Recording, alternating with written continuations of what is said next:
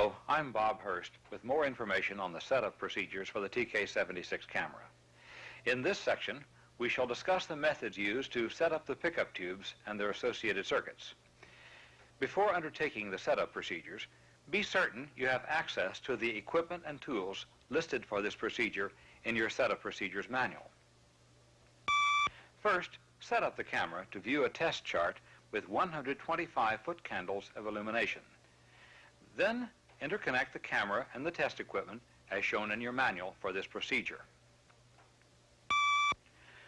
With the Phillips head screwdriver, remove both left and right cover plates from the camera, and with an ordinary small screwdriver, remove the 9 insulated screws fastening the deflection board heatsink to the deflection transistor cases. Remove the heatsink and temporarily set it aside. Set up the camera control switches as shown here. Sensitivity switch to 0 dB, bars off, and iris set to manual. Now turn the camera on and, using an accurate meter, check the camera main supply voltage to be certain that it is between 11.6 and 12.4 volts. Do not lightly readjust the voltage unless it is outside the stated tolerance, for readjustment will require complete realignment of the video systems and pickup tubes to ensure that optimum pictures are obtained after voltage readjustment. If the voltages are outside their tolerances, or if a complete realignment is planned anyway, the potentiometer on the power supply board, which is marked plus 650, should be readjusted to provide exactly plus 12 volts at the plus 12 volt test point. Now, uncap the camera, setting the cap control to the clear position, and align it to obtain a framed picture of the resolution chart. Adjust the iris as needed to obtain correct output. First, we will measure red target voltage, which appears on the case of the transistor indicated here. Trigger the general purpose oscilloscope at a horizontal rate and hold the probe on the case of Q7. Adjust R44 red target adjust to set the potential during active scan to minus 42 volts for plumicons or minus 50 volts for saticons. If you have difficulty getting a waveform from the case of the transistor, the fungus-proofing coating is probably keeping you from making contact. If this happens, turn off the camera and either scrape the fungus proofing off the top of the transistor case with a small knife or carefully dissolve it using MEK, methyl ethyl ketone. In any event, be very careful not to short Q7 case to Q8 case while making this measurement.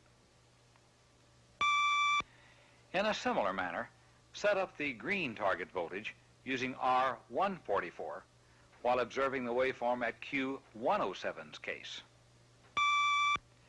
And then set up blue target voltage with R244 while observing the waveform at the case of Q207. The heatsink may now be replaced, as all further adjustments can be made through its access holes. Next, we will perform a preliminary adjustment of the green picture. This step will not be necessary if the green channel has already been optimized. To obtain the green channel picture alone, remove the blue coax from its connector on the input processor board, and at the picture monitor switches, select blue and positive green. At the deflection board, place the green focus control in the center of its range. Set the iris to f2.8 and adjust the green beam control to discharge the highlights. Insufficient beam is evidenced by highlight clipping as shown here, while sufficient beam will reproduce peak whites as shown here. Now, focus the lens for the sharpest picture and adjust the focus current for the optimum picture focus. You may expect some picture rotation as this control is adjusted. You may also wish to retouch optical focus and repeat this whole series of focusing steps at least once. We will now do a preliminary adjustment of the red picture. First, remove the green coax from the input processor connector and insert the blue coax. Leave the red coax in place as it has been. Set the picture monitor switch to the red position. At the deflection board, set the red beam control to discharge the highlights fully. With the hex wrench, loosen slightly the red yoke locking screw and attempt to adjust the red optical focus. If the focus adjustment is still too tight to move, loosen the locking screw a little more. The locking screw should be just loose enough to let the focus control move against some friction. Otherwise, the focus adjustment will crosstalk into the other wrench adjustment, yoke rotation. When the control is loose enough to move, adjust it for sharpest picture. Then carefully retighten the locking screw. At the deflection board, adjust the red electrical focus for the sharpest picture, and that completes the preliminary setup of the red picture. Now, to perform a preliminary setup of the blue picture, throw the red-blue switch to the blue position and perform a similar series of operations on blue beam, blue mechanical focus, and blue electrical focus. And this completes the preliminary setup of the three pictures. Replace the green coax connector and throw the red-blue switch to red. In our next procedure, where we set the optical focus tracking, it is necessary to reduce the light on the test chart to the point where the lens must be at its maximum opening to produce a 100 IRE unit picture. Therefore, set the lens to its maximum opening and reduce the light till a picture output of about 100 IRE units or slightly less is obtained. Under these conditions, focus is the most critical and may therefore be the most easily set with accuracy. Now, zoom the lens to its narrowest angle or close-up condition and focus the lens for the best, sharpest picture. Next, zoom the lens to its widest angle. Loosen the locking screw on the green yoke. Make sure you loosen it just enough to permit the next adjustment as we discussed earlier. And then adjust the back focus screw on the green yoke to produce the best picture. Repeat the above steps, first adjusting lens focus for the best picture at close-up, and then adjusting the yoke back focus screw for the best picture at wide angle until good focus is obtained at each extreme without readjustment. Then check focus tracking over the entire zoom range and retighten the yoke locking screw. To set focus tracking for the blue and red yokes, leave the lens at its widest angle, disconnect the green coax, reconnect the blue, and set the red-blue monitor switch to the red position. Loosen the locking screw of the red yoke and adjust the red back focus for sharpest picture and retighten the locking screw. Next, select blue on the red-blue monitor switch and perform the corresponding adjustments on the blue back focus. Then reconnect the green coax and restore normal light levels. Check the accuracy of the zoom tracking for all three channels. In our next group of adjustments, we shall set up the red, green, and blue beam reserves. We assume in the following steps that the video section of the camera is already calibrated, for in most instances of practical readjustments, this is true. This means that with 125-foot candles of light incident upon a 60% reflectance chart, and with the lens opening set at f2.8, the green channel will produce 1.4 volts at the green video test point. Similar voltages will be found at the corresponding blue and red test points. If the camera you are adjusting is not properly set up, refer to the correct section on video system alignments before proceeding further. However, if the video system is correctly set, turn off power, put the input processor module on the extender, restore power, remove the blue coax as shown here, and select blue at the monitor red-blue switch so that green is the only signal seen. Set the waveform monitor to IRE roll-off. Adjust the iris and also, if need be, adjust the light on the scene to obtain 100 IRE units of video on the waveform monitor at around f5.6 or even smaller lens opening. The next step depends upon which of these tubes is being used in the camera. The rust-faced Plumicon above can provide a 2-to-1 beam reserve or 1 f-stop.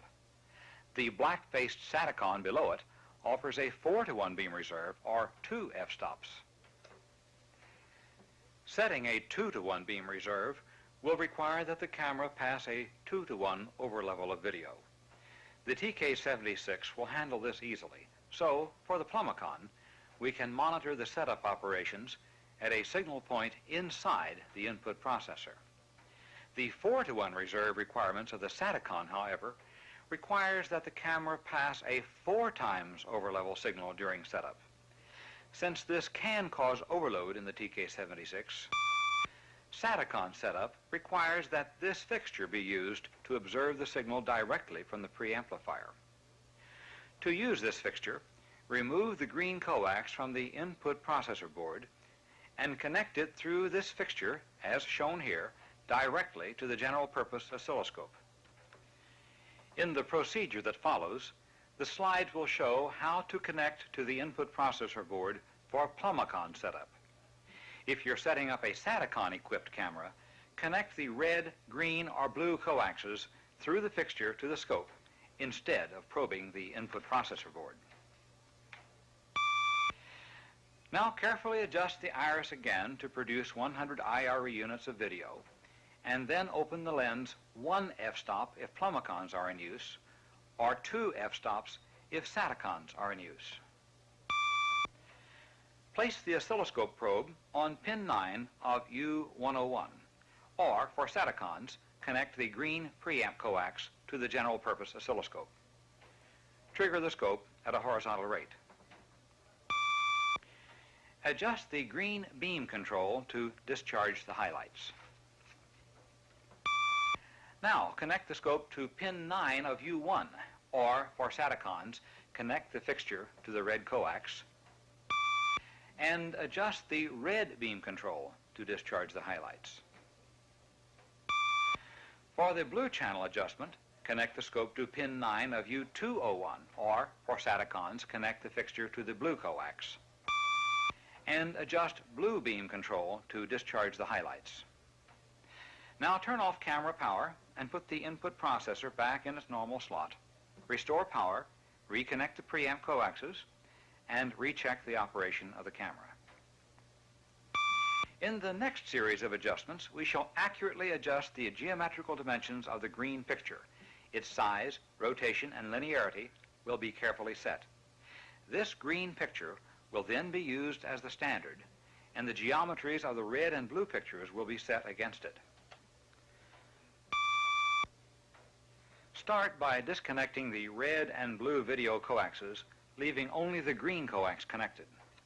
Also, double check to be certain that the picture monitor green minus green switch is in the green position. At the deflection board, throw the overscan switch to the overscan position. Adjust green horizontal centering, green vertical centering, green height, and green width to center the picture and make the target ring just visible equally in the 4 corners of the raster. After this adjustment, switch back to normal scan. Now check to be sure that the camera is level. Either an external bubble level or the bubble level built into many tripods may be used. Also, use a plumb bob to make certain that the chart is level. At the deflection board, touch up the green electrical focus. Expect some picture rotation. Ignore the rotation and adjust for sharpest picture.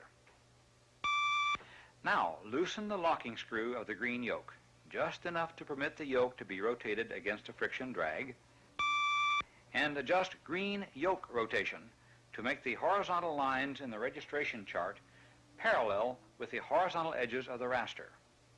Carefully retighten the yoke locking screw, making certain that the picture rotation does not change.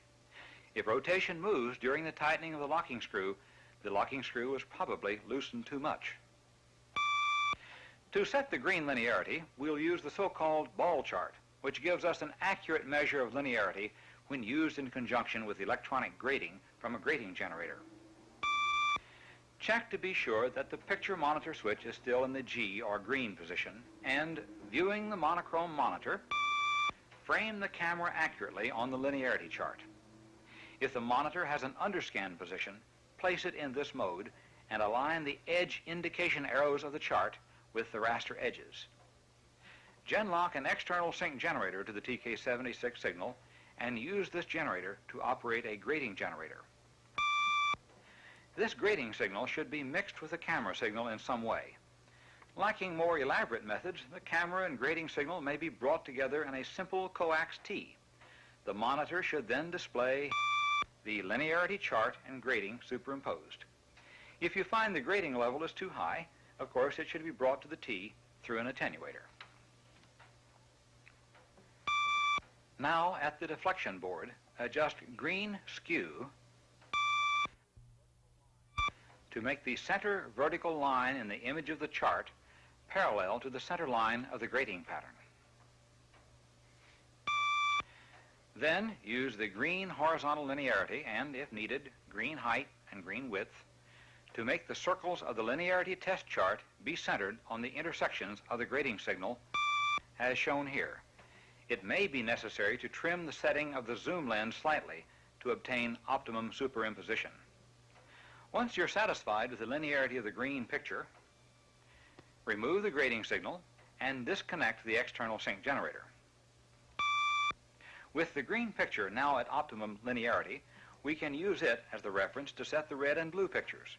Make sure the camera is correctly framed on the registration chart, and check to see that all three coaxial cables, red, green, and blue, are connected at the input processor module. Set the picture monitor switches to green and red. Touch up the red electrical focus.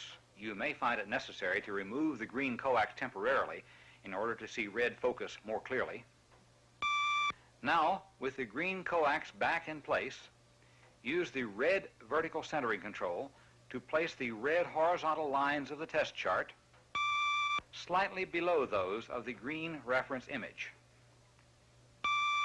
Loosen the locking screw of the red yoke and, using the hex wrench rotation adjustment, rotate the red yoke so that the non-parallel horizontal lines become parallel. Carefully retighten the locking screw, making sure that the parallelism of the lines is not lost in the process. In a similar manner, use the red horizontal centering control to place the red lines slightly to one side of the green lines. And then use the red skew control to make the red vertical lines parallel to those of the green image. Now, use the red height, width, and horizontal linearity controls to achieve the most uniform spacing between the red and green lines over the entire raster. Then use the centering controls to superimpose the red lines over the green lines. Now switch the picture monitor switch to -G and adjust all red geometry controls to achieve the best cancellation between the two images. The blue to green registration is carried out in an almost identical procedure with the red-blue switch in the blue position and using the adjustments on the blue yoke and the corresponding blue geometry controls on the deflection board. And with the setting of blue to green registration, we conclude the setup procedure for the pickup tubes of the TK76. I'm Bob Hurst for the Technical Training Department of RCA Broadcast Systems. Thanks for your attention.